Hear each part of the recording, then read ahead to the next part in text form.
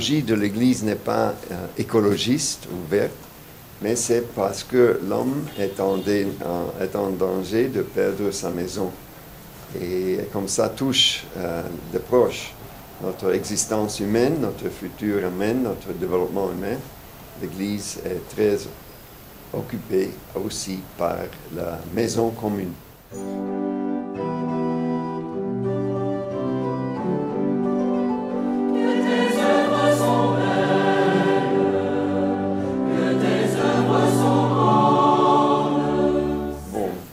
La traduction de l'encyclique Laudato Si en praxis de l'Église, c'est une partie de notre tâche comme dicaster pour le développement. Ce n'est pas tout notre ministère. Nous sommes là pour promouvoir le développement humain intégral, le développement de chacun et de toutes les personnes. Et nous sommes concernés par tout ce qui empêche ce développement, pas seulement la crise climatique.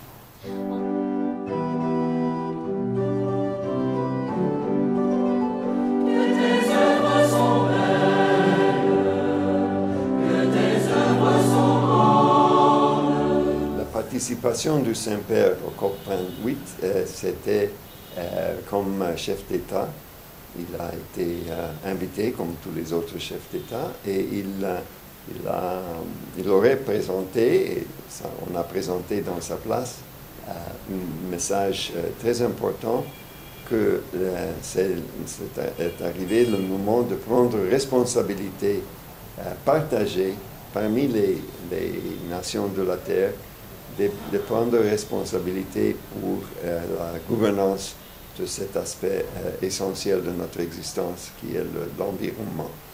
Et en ce sens, c'est l'appel du Saint-Père à tous les gouvernements du monde de collaborer pour une gouvernance plus responsable du climat de notre planète.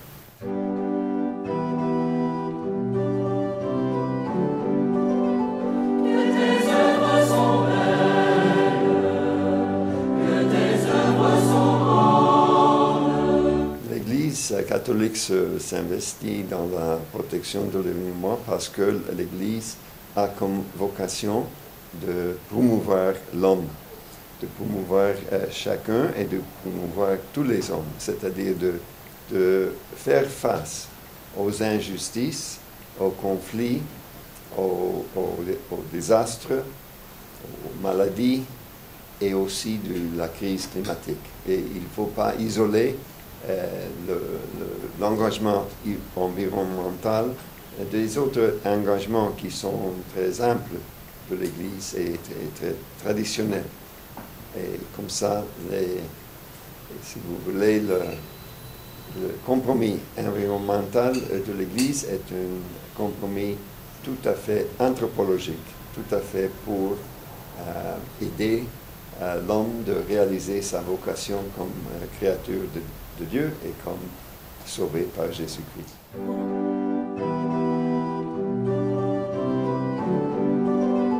Ce qu'on espère des États, c'est de redécouvrir leur propre vocation au service du bien commun et de supérer, de laisser tomber les manières dans lesquelles ils sont au service des intérêts particuliers.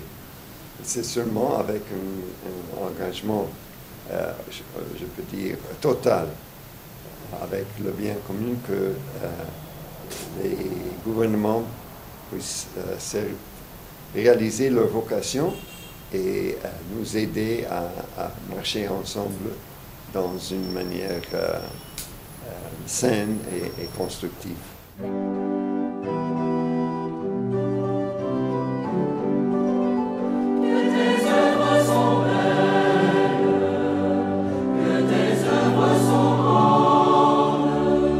Bon, les jeunes qui participent dans le réseau de l'économie de François, et à propos, c'est l'économie des saints François d'Assise, ce n'est pas l'économie de Pape François.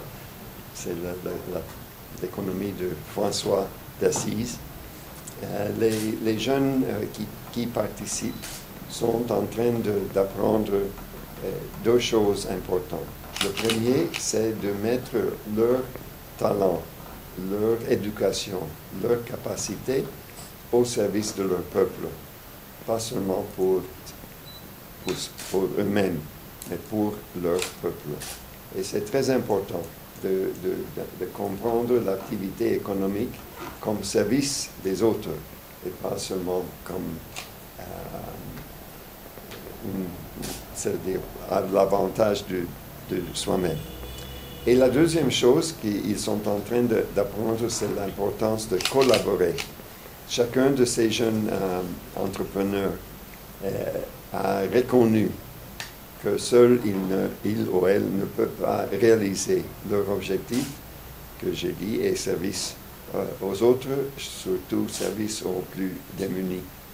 Ils ont besoin de l'aide et de la collaboration, de l'échange avec les autres. Et c'est aussi très important parce que notre monde des affaires n'est pas incliné à collaborer. Ils sont en compétition. Et ici, la compétition n'est pas aux premières places.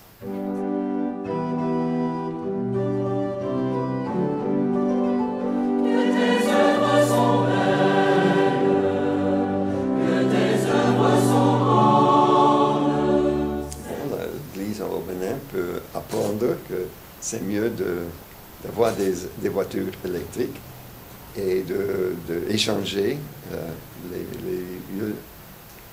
vieux autos pour des électriques. Je sais que ce n'est pas facile de commencer parce qu'on a besoin de nouveaux services, etc. Mais il faut commencer. Et j'espère que le bon exemple du Vatican sera d'inspiration pour beaucoup des églises locales de changer leur manière de transport. La chose plus importante, c'est toujours le compromis. Les moyens, on trouve. C'est pas question d'avoir les moyens prêts. Il faut faire l'engagement, il faut faire le compromis et on trouvera les moyens.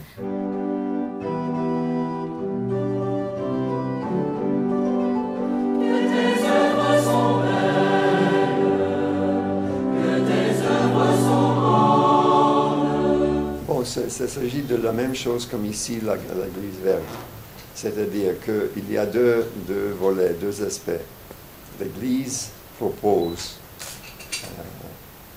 aux gens d'aujourd'hui de prendre soin de la maison commune. C'est une proposition urgente et l'Église a employé toutes ses capacités de communiquer, de persuader, de nous aider à faire face à ce défi. Mais la deuxième chose, c'est de pas seulement parler, mais aussi de faire. C'est-à-dire qu'il faut réaliser les mêmes idées chez soi. Et c'est ce que ici vous faites avec l'Église verte et ce que nous faisons avec notre compromis dans le Vatican.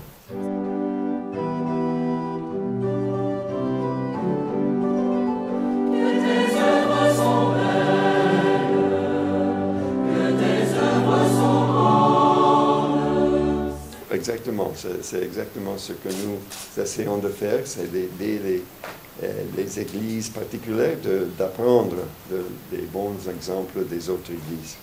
Et il y a pas mal des exemples dans le monde, il y a des titres différents, mais c'est la même chose de l'Église verte.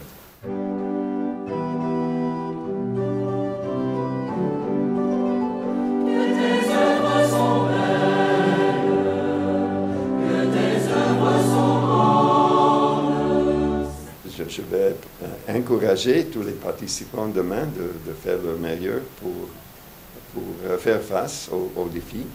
J'espère que ça va contribuer au succès de la convention.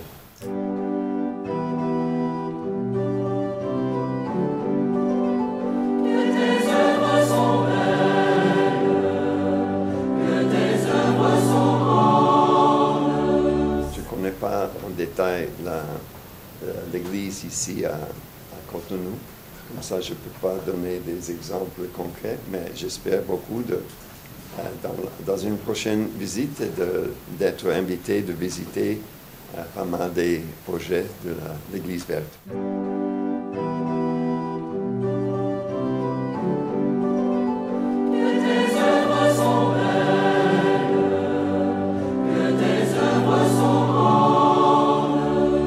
Seulement, je voudrais remercier l'accueil. Je me sens chez moi ici, comme dans le passé, quand j'ai visité il y a des années.